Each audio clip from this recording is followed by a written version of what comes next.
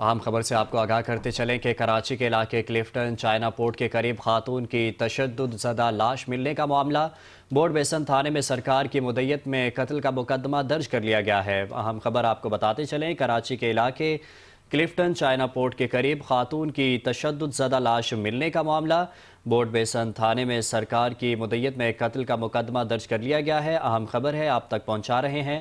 کراچی کے علاقے Clifton China port کے قریب خاتون کی تشدد زدہ لاش ملنے کا معاملہ ہے۔ اس حوالے سے مزید تفصیلات جانتے ہیں ہماری نمائندہ انوشا جعفری سے۔ انوشا بتائیے گا کیا تفصیلات ہیں؟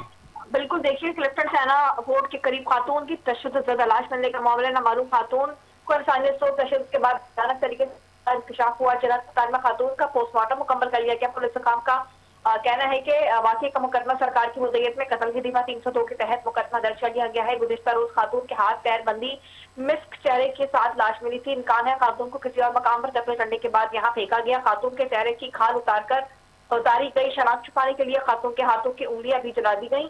مقتولہ کی گردن پر بھی نشان تھا اور بدترین تشدد کیا گیا۔ پوسٹ مارٹم کے بعد نمونے محفوظ کر لیے گئے ہیں۔ خاتون کی عمر 30 سے 35 سال بتائی جا رہی ہے۔ مزید تحقیقات کی جا رہی ہے۔ شکریہ انوشا تفصیلات سے آگاہ کرنے کے لیے۔